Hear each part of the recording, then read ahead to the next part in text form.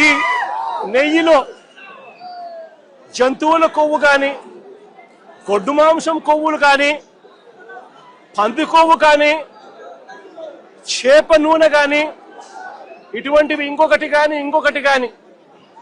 ఇటువంటివి ఏవి లేవు అని చెప్పి నిర్ధారణ చేసి సర్టిఫికెట్లు ఇస్తే ఆ సర్టిఫికెట్లు సాక్షాత్తు సిబిఐ వాళ్ళ సిబిఐ ఛార్జ్ షీట్లో ఈ ఎన్డీడీబీ సర్టిఫికెట్, ఎన్డీఆర్ఐ సర్టిఫికెట్ రెండు కూడా పెట్టి సిబిఐ ఛార్జ్ షీట్ కూడా క్లోజ్ చేసింది.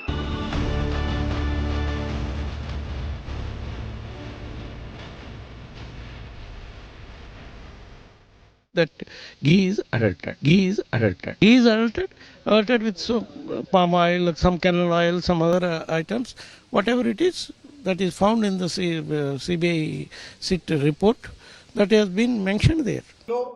మేము నిబంధనల్ని సడలించినందువలన ఈ రకమైనటువంటిదంతా జరిగింది అనేటువంటి మాటలు చెబుతున్నారు.